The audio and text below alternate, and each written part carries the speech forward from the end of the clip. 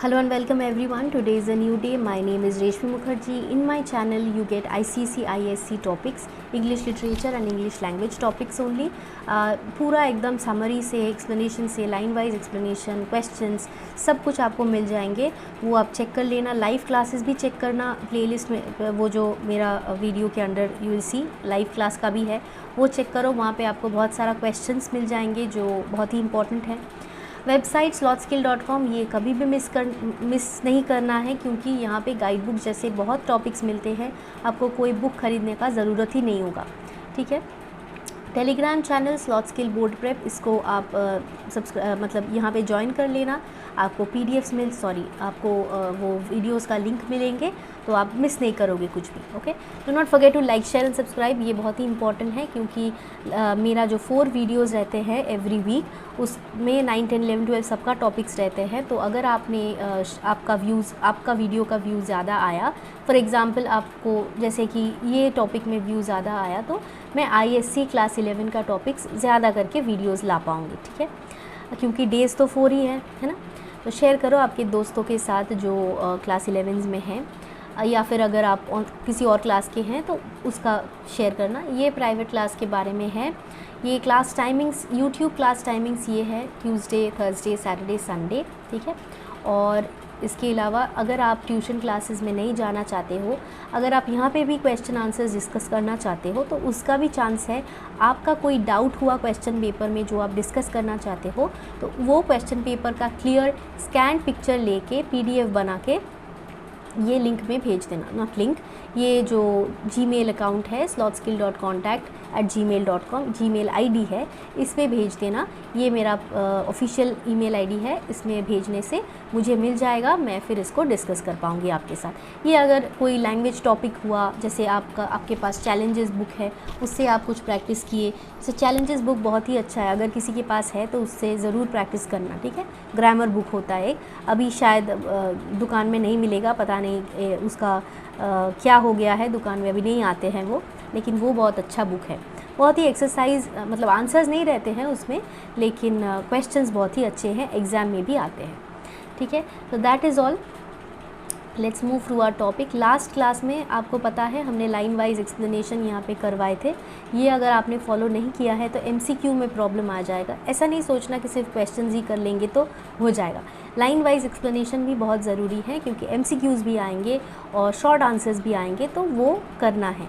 तो इसीलिए ये फॉलो कर लेना. अगर नहीं फॉलो किए हैं तो मैं ऊपर आई बटन में इसका लिंक अटैच कर दूँगी, वो चेक कर लेना.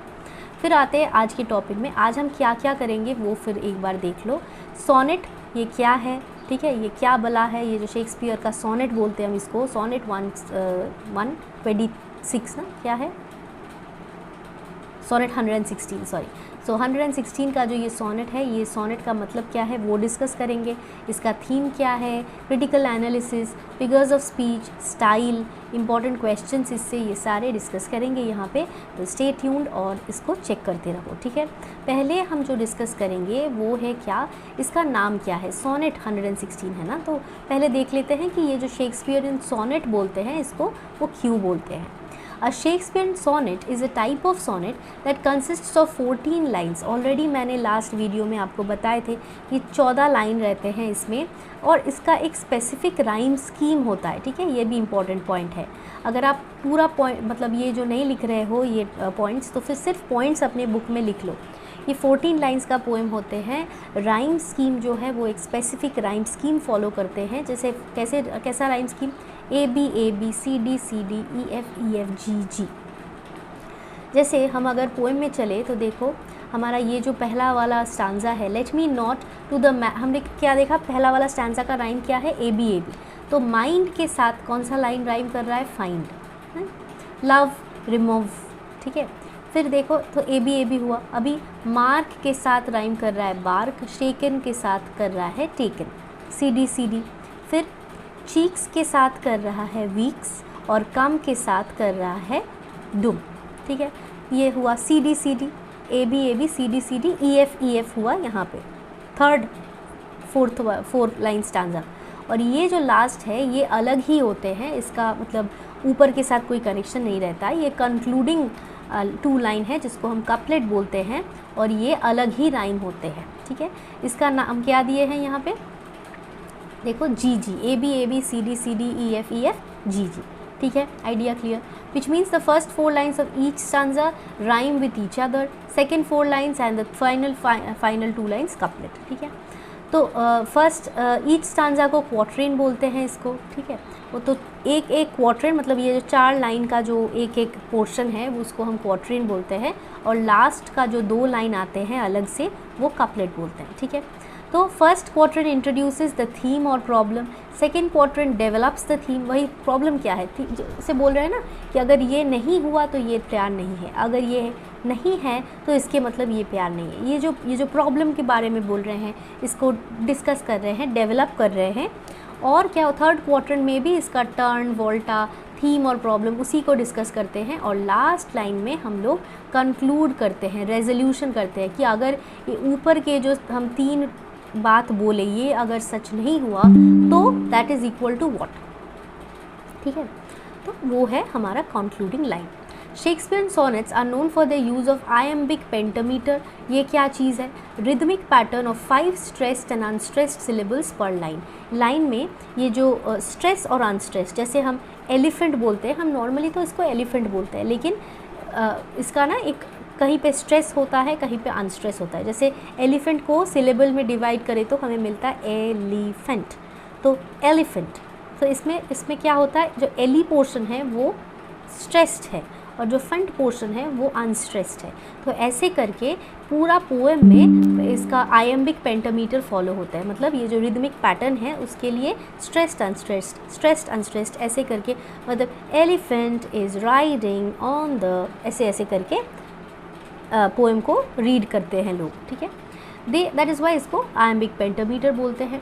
They also frequently use poetic devices, बहुत सारा पोएटिक डिवाइस यहाँ पे आपको मिलेंगे, वो हम ऑफ कोर्स डिस्कस करेंगे थोड़ी देर में। और ये क्यों यूज़ करते हैं, ताकि हम ये जो भी मतलब पोएम का थीम है, लव, लॉस, ह्यूमन एक्सपीरियंस, सबको डिस्क्राइब कर सके इन डिटेल, किसी के साथ कंपेयर करके। जैसे हम बोल रहे थे ना लास्ट क्लास में कि वो शिप के साथ कंपैरिजन है एक सेम। तो ये है इमेजरी वर्ड से क्या पता चल रहा है, इमेज से आया, मतलब जब हम रीड करते हैं पोएम तो हमारे आंखों के सामने एक मतलब एक सीनरी जैसा आता है, हमें आइडिया मिलता है, उससे एक इमेज क्रिएट होता है आंखों के सामने। जैसे हम एक पिक्चर देख रहे हैं, पिक्चर तो नहीं देख रहे हैं हम तो रीड कर रहे हैं, लेकिन वो रीड करते ही हमारे आंखों के सामने एक पिक्चर आता है, ठीक है, उसी के बारे में ये है। सोनेट 116 इसमें बहुत सारा इमेजरी है, ऐसे विविड इमेजेस क्रिएट करते हैं। पहला वाला क्या है, मैरिज ऑफ ट्रू माइंड्स, एकदम फर्स्ट 4 लाइन्स के अंदर है। This phrase creates an image of 2 minds that are united in perfect harmonious union. एक साथ ये जो 2 सोल एकजुट होके एक बने हैं, उसी के बारे में ट्रू माइंड्स का मैरिज बोल रहे हैं, साथ आना, ठीक है। इम्पेडिमेंट्स का यहाँ पे इमेज क्या है, what evokes a sense of obstacles or barriers that must be overcome in order for love to flourish। मतलब लव जीतने के लिए, प्यार को एक होने के लिए हमको बहुत सारा बैरियर्स को मतलब ऊपर से छलांग लगा के, हटा के, गिरा के हमको जाना पड़ता है। तो इम्पेडिमेंट वर्ड से हमें याद आता है कि कितने सारे ऑब्स्टैकल्स हमारे सामने होंगे अगर हम किसी से प्यार करें। घर वाले से शायद झगड़ा करना पड़े, ठीक है, शायद पैसा नहीं होगा, हमको गरीबी में जीना हो, फिर भी हम साथ में जिएंगे, ऐसे obstacles.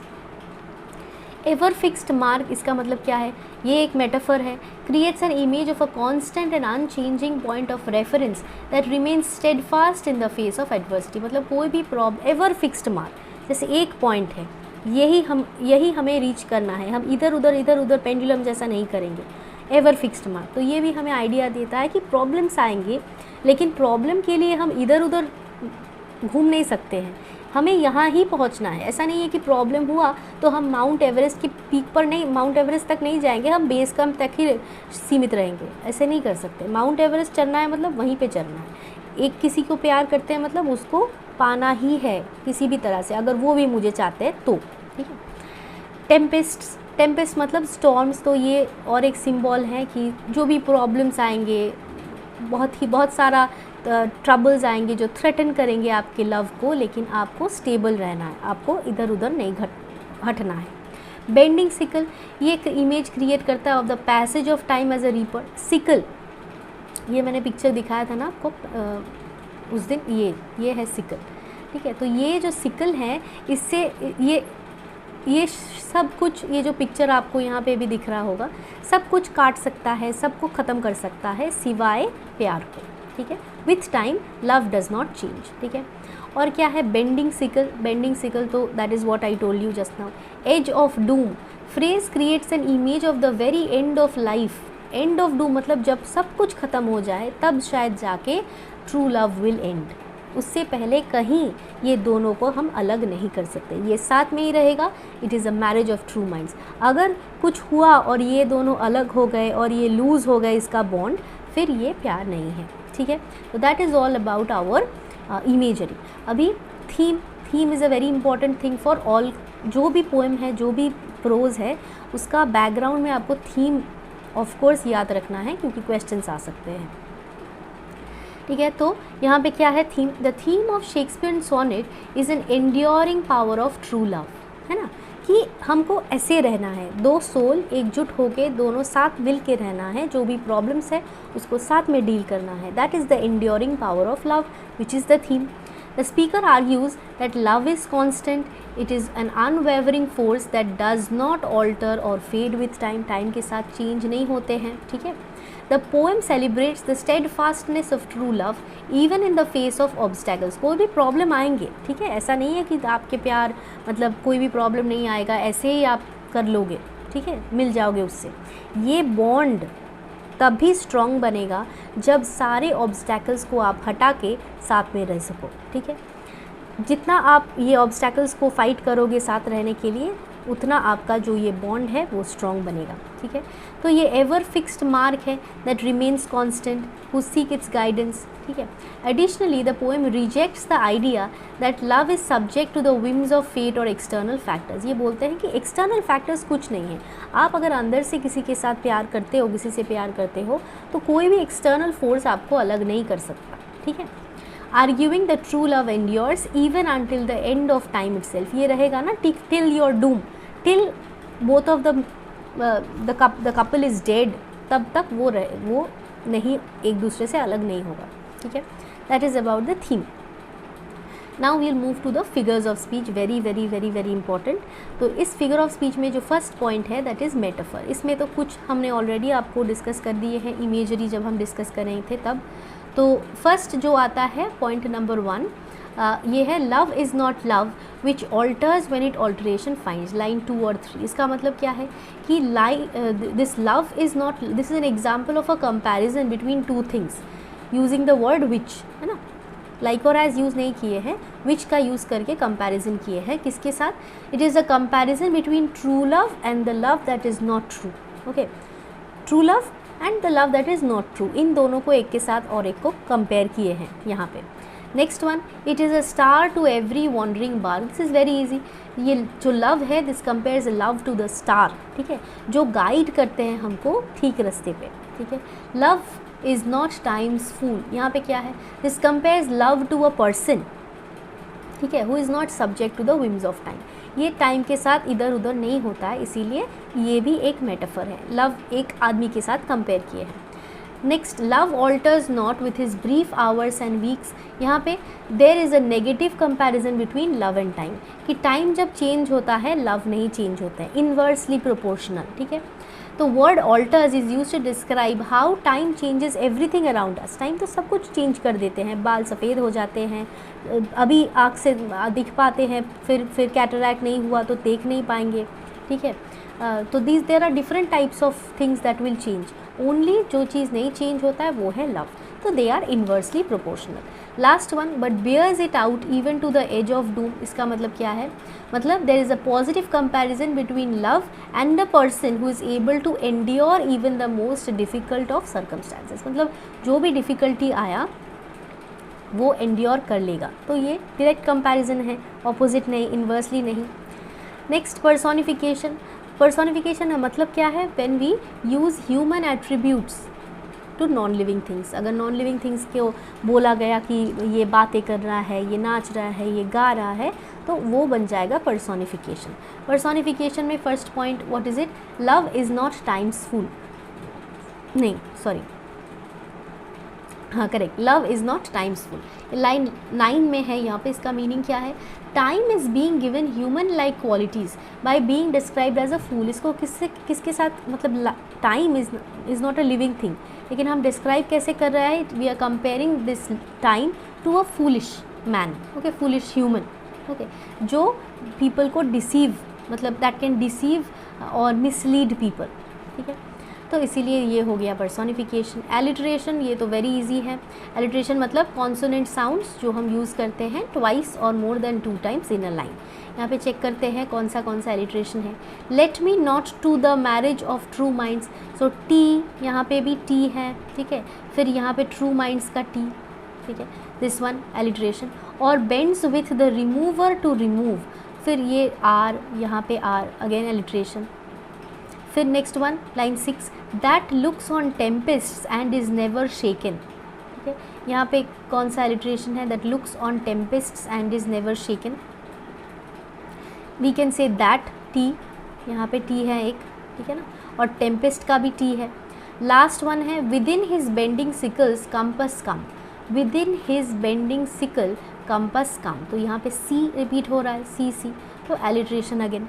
There are many lines where you find alliteration, आपको बहुत सारे लाइन में मिल जाएंगे, कहीं से भी यूज़ कर सकते हो। आइडिया क्लियर होना चाहिए कि एलिट्रेशन क्या है। Repetition, this is again important, बहुत सारा रिपीटेशन मिलेगा यहाँ पे। Love is not love, love alters not, I never writ nor no man ever loved, तो ये 1 2 3 तीनों लाइन में रिपीटेशन है। रिपीटेशन क्यों करते हैं हम, ऑफकोर्स एम्फसाइज करने के लिए कुछ आइडिया। लाइन 2 में देखते हैं क्यों रिपीटेशन यूज़ किए हैं, इसका मीनिंग क्या है। तो ये एम्फसाइज करते हैं थीम को, इसका थीम क्या है, सोनेट 16 का पूरा थीम ही है of love, that is why it is highlighted. Love alters not, next को देखते हैं। नेक्स्ट में लव इज़, ये जो लव ऑल्टर्स नॉट, इसका भी आइडिया सेम ही है कि एम्फसाइज करते हैं सेंट्रल मैसेज को, कि steadfastness of true love, कि ये जो लव है, अगर ट्रू लव है तो ये चेंज नहीं होता, इधर उधर नहीं होता है, चेंज नहीं होता है।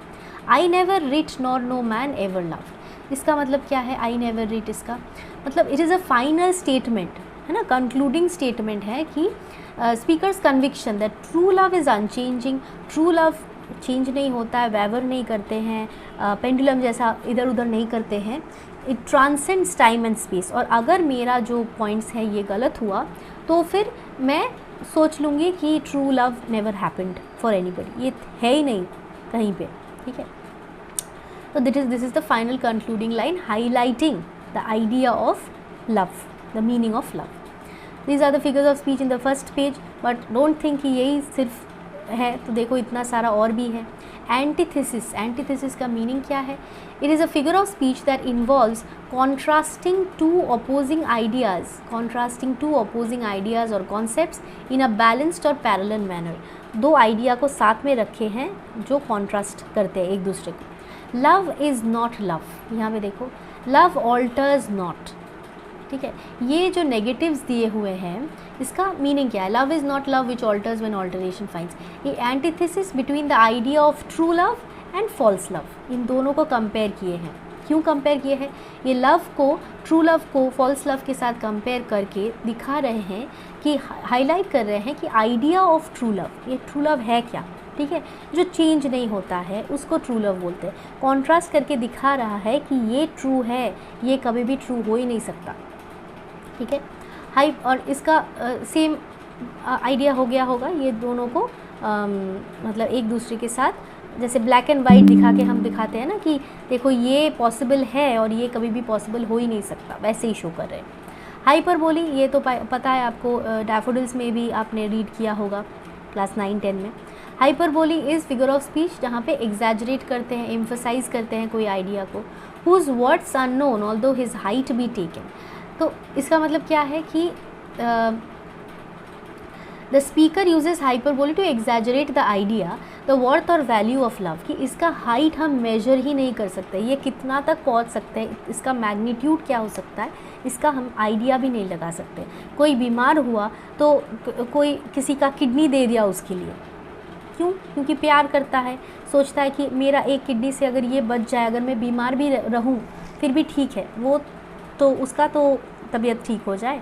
तो हम पता नहीं करवा सकते कि मैग्नीट्यूड कितना तक जा सकता है। अगर ट्रू लव हुआ तो कुछ भी कर सकता है प्यार के लिए। नेक्स्ट ये जो पॉइंट है इसको बोलते हैं, ये नया सा फिगर ऑफ स्पीच है, ये देख लो क्या है। साइनिक फिगर ऑफ स्पीच क्या मीनिंग क्या है? Part of something is use to represent the whole. अगर मैंने बोल दिया कि my hand is teaching you the lesson, hand कैसे पढ़ाएगा? इफ़ आई से माई पेन इज़ राइटिंग, जो मतलब मेरा एक बॉडी पार्ट हम यूज़ कर रहे हैं टू पॉइंट आउट कि मैं, है ना। तो पार्ट हम हैंड के बारे में बोल रहे हैं, लेकिन मीनिंग क्या, मतलब क्या बोलना क्या चाहते हैं कि मैं पढ़ा रही हूँ, राइट। तो पार्ट ऑफ समथिंग, हैंड किसको सिम्बॉलिकली शो कर रहा है? मुझे, द होल बॉडी, राइट। तो इसको बोलते हैं साइनिक टोकन। तो इसका एग्जाम्पल क्या है? Within his bending sickle's compass come. इसको ठीक से समझो, इंग्लिश में बोल रही हूँ फिर हिंदी में भी बोल दूँगी। The compass refers to the carved shape of the sickle blade. ये देखो, ये पिक्चर में देख लो एक बारी, ये जो ब्लेड है ना, इसको बोल रहे हैं हम सिकल ब्लेड, ठीक है। ये देखो कैसे कर्व्ड ब्लेड है, इसको बोल रहे हैं हम। फिर which represents the whole of the sickle. ये हम ब्लेड के सिर्फ इतना सा ब्लेड के बारे में नहीं बोल, इसको पॉइंट कर रहे हैं कि ये सब कुछ काट देता है, लेकिन हम किसको मीन कर रहे हैं? ये पूरा सिकल को मीन कर रहा है। जैसे हैंड बोल रहे थे और किसके बारे में बोलना चाहते थे? मेरे बारे में, कि हैंड पढ़ा नहीं रहे हैं, मैं टीचर पढ़ा रही है, ठीक है। तो यहाँ पे भी क्या है, हम बोल रहे हैं सिर्फ ये ब्लेड के बारे में, ये जो बोल रहे हैं ना कि सिकल्स बेंडिंग सिकल, तो ये हम ब्लेड के बारे में बोल रहे हैं कि सब कुछ काट देता है, लेकिन मीन तो पूरा सिकल के बारे में कर रहे हैं है ना। सिकल इटसेल्फ किसका सिंबल है? ये सिंबल के लिए भी आप मतलब रीड कर सकते हो। ये जो पूरा सिकल, ये सिंबल है किसका? ये सिंबल है ऑफ डेथ एंड टाइम। सब कुछ काट देता है। कौन काटता है? सिकल नहीं, टाइम काटता है सब कुछ। ब्यूटी को काट देता है, बालों को सफ़ेद कर देता है, सब कुछ ख़राब करता है, टाइम के साथ चेंज कर देते हैं। जैसे सिकल काटता है ना सब कुछ, घास काटते हैं, उसके साथ अगर वाइल्ड फ्लावर्स रहे तो उनको भी काट देते हैं। तो ये सिकल सिम्बॉलिकली किसको मीन करता है? डेथ को मीन करता है, टाइम को मीन करता है, ठीक है। तो ये हो गया हमारा फिगर ऑफ स्पीच, लास्ट वाला साइनिक टॉकिंग। फिर समरी इसके आपको वो जो मैं slothskill.com आपको बोला ना वेबसाइट में, उसमें समरी दिया हुआ है। समरी बहुत सिंपल कि ट्रू लव के बारे में बोल रहा है, जो भी आपने पोएम में पढ़ा वही लिखना है, तो वो वहाँ पे दिया हुआ है, आप वहाँ से देख लेना अगर आपको समरी चाहिए हो तो। क्वेश्चन में नहीं आता है समरी, इसीलिए मैंने यहाँ पे नहीं एक्सप्लेन किया है। पोएम तो एक्सप्लेन किया है मैंने, वहाँ से आप लिख सकते हो। नहीं तो अगर आपको आंसर फॉर्म में चाहिए तो आप वेबसाइट में जाके चेक कर लेना, वहाँ पे आपको समरी भी मिल जाएगा, समरी क्रिटिकल एनालिसिस भी मिल जाएगा। ये क्वेश्चंस देखते हैं अभी। क्वेश्चंस में देखो फर्स्ट क्या है, फर्स्ट बोल रहे हैं what is the main theme of the sonnet, what is the main theme of the sonnet 116 and how does the speaker develop the theme throughout the poem. तो main theme पूछे गए हैं और ये theme को develop कैसे कर रहे हैं। तो हम ऑफ कोर्स किसके, कौन सा वाला आंसर होगा हमारा? ये थीम का आंसर होगा कि theme of Shakespeare sonnet is talking about the enduring power of true love. Love is constant, it is unwavering, it does not alter with time, ठीक है। ये एवर फिक्स्ड मार्क है, ये whims of fate external factors के साथ change नहीं होता है, जो भी ऑब्स्टैकल्स आए वो एकदम डट के उसका सामना करता है। This is all about your theme. And how does the speaker develop the theme throughout the poem? Of course, how does he develop? He uses the pattern, okay, the sonnet का pattern में डाल के उसको prove करते हैं। पहले points देते हैं कि अगर ये हुआ तो ये लव नहीं है, ये हुआ तो लव नहीं है। फिर लास्ट में बोलते हैं अगर ये सब पॉइंट्स मतलब सही नहीं है, इसका मतलब ट्रू लव कभी एग्जिस्ट ही नहीं किया होगा किसी में, ठीक है। That is all, first answer. Second one, analyze the use of metaphors in sonnet 116. How do these metaphors help to convey the speaker's message about the nature of true love? Metaphors को explain करना है। Metaphors हमने already यहाँ पे discuss किया हुआ है। ये जो लाइन है, love is not love which alters when it alteration finds, इसको एक्सप्लेन करेंगे। Love is not time's fool, bears it out to the edge of doom. फिर it is a star to every wandering bark, जितना भी marks का question आएगा हम accordingly इसको describe करेंगे। उसको डिस्क्राइब करने से ही हम इसका आंसर दे देंगे कि कन्वे कैसे कर रहा है मैसेज। मैसेज क्या है? True love, definition of true love, उसी को बोलना है। तो एक्सप्लेन करते ही वो भी आइडिया आ जाएगा। Third question, discuss the use of repetition in sonnet 116। What effect does this repetition have on the poem? इसका इफेक्ट क्या है? ठीक है। And how does it contribute to the speaker's argument about the enduring nature of love? तो ये जो repetition है, हम लोग जो बार बार ये जो हम लोग रिपीटिशन पॉइंट पे चलते हैं, ये लव इज़ नॉट लव, ठीक है। फिर बोल रहे हैं क्या? Love alters not, I never rich nor a man never love. ये जो पॉइंट्स है, ये जो बार बार लव के बारे में, लव पॉइंट को हम ज़्यादा बार बार बोल रहे हैं टू एम्फसाइज़ कि ये लव का पावर क्या है। हाँ, लव ऑल्टर्स नॉट, इसका मीनिंग हम बोलेंगे कि love alters not, I never rich not know man ever loved. ये पॉइंट्स को हम थोड़ा सा डिस्क्राइब कर देंगे कि it emphasises true love is not merely an emotion. ये इमोशन नहीं है, ये कोई फीलिंग नहीं है सिंपल सा कि हम चेंज कर दें कभी भी। अभी गर्मी लग रही है, कुछ देर बाद फ़ैन ऑन कर दिया तो फिर ठंडा लगेगा, ऐसा नहीं है, ऐसा फीलिंग नहीं है। तो उसके बारे में लिखेंगे, इसीलिए रिपीट किया है टू हाईलाइट, ठीक है। फिर last question, sonnet 16 is often described as Shakespearean sonnet. What are the key features of this form and how do they contribute to the poem's structure and meaning? इसका answer क्या लिखेंगे? चलते हैं sonnet पे। ये जो सोनेट का point था हमारा पहला वाला आंसर, यहाँ पे लिखेंगे कि सोनेट का मतलब है 14 लाइन्स पोएम। इसका एक स्पेसिफिक राइम स्कीम रहता है, जैसे A B C D E F और लास्ट का 2 कपलेट जी। ये जो पूरा पोएम है इसको आयम्बिक पेंटामीटर में लिखते हैं। जैसे यहाँ पे आपको ये पॉइंट मिल जाएंगे, 1 मिनट, ये आयम्बिक पेंटामीटर में लिखते हैं। और क्या है, और इसमें जो 4 लाइन्स का डिवीज़न है, पहला 4 लाइन, फिर 4 लाइन, फिर 4 लाइन, इसको क्वार्टरिन बोलते हैं। और लास्ट 2 लाइन रहता है राइमिंग, वो हम उसको कपलेट बोलते हैं। तो that is all about what you are going to write about Shakespearean sonnet. उसको यूज़ कैसे किए हैं, उसको यूज़, ये जो देखो फर्स्ट हम लोग ने क्या डिस्कस किया, यही वाला आंसर कि introduces the theme of the poem. इसका थीम क्या है कि ये होगा तो ट्रू लव नहीं है, ये नहीं है मतलब ट्रू लव नहीं है। तो ये थीम, ये प्रॉब्लम हमने पूरा डिस्कस किया। फिर हम तीनों जो क्वार्टरिन्स है उसमें डिस्कस किया। फिर लास्ट में आके रेजोल्यूशन या फिर उसका एक कंक्लूजन डाल दिया कि अगर ये सब नहीं है उसका मतलब ट्रू लव कभी था ही नहीं कहीं पे, ठीक है, किसी ने प्यार किया ही नहीं अभी तक ठीक से। तो that is all about Shakespearean sonnet. उसी के बारे में हम लोगों ने फर्स्ट डिस्कस किया है, व्हाट इज़ शेक्सपियरियन सोनेट। तो ये 4 क्वेश्चंस हमने डिस्कस किया, बहुत ही इंपॉर्टेंट। इससे अलग से समरी भी देख लेना, लाइन वाइज एक्सप्लेनेशन MCQ के लिए इंपॉर्टेंट है, वो भी चेक कर लो, ठीक है। So that is all for from sonnet 116। ये हमने ख़त्म कर दिए हैं। पार्ट 1 पार्ट 2 दोनों देख लो, आपका डाउट्स क्लियर हो जाएंगे। slothskill.com में मैं लिंक अटैच कर दूँगी नीचे, वहाँ से वो चेक कर लो, जो भी आपका लेफ़्ट ओवर पॉइंट्स हैं वहाँ से मिल जाएंगे और आप कम्प्लीटली प्रिपेयर्ड हो जाएंगे एग्ज़ाम के लिए, एकदम एग्ज़ाम रेडी। और अवेलेबल ऑफर्स में आप क्वेश्चंस डिस्कस कर सकते हो। अगर आप कोई क्वेश्चंस आपके पास कोई क्वेश्चन आया कि मैं ये कैसे लिखूँ, तो वो मुझे भेज दो, मैं डिस्कस करूँगी उसको, ठीक है। slothskill.contact@gmail.com में भेजना है। ये क्लास टाइमिंग्स है यूट्यूब का, ठीक है। और ये प्राइवेट क्लास बैच थे जो मैंने ऑलरेडी डिस्कस किया हुआ है। और वेबसाइट रिपीटेडली मैं बोल रही हूँ, वेबसाइट चेक करो, फ्री है, आपको मिल जाएंगे बहुत सारा कंटेंट। और टेलीग्राम चैनल में कनेक्टेड रहना ताकि आपको लिंक्स मिल सके, कोई वीडियो मिस ना कर दो। और last but not the least, अगर आपको पसंद आया वीडियो, अगर आप सोचते हो कि आपको बेनिफिट हुआ, तो आप थोड़ा सा हेल्प करके लाइक करो, शेयर करो आपके फ्रेंड के साथ, ताकि वो भी देखे, ज़्यादा से वीडियो आ सके। और सब्सक्राइब करना मत भूलना, बेल आइकॉन दबा देना ताकि आपको जब भी मैं वीडियो डालूँ तो आपको पता चले कि ये वीडियो आया है। अगर मुझे ज़रूरत है अभी तो मैं देख लूँ, नहीं तो मैं सेव करके रखूँ बाद में देखने के लिए, ठीक है। That is all. Hope to meet you again in the next class with a new topic on Thursday. Bye bye. Thank you so much.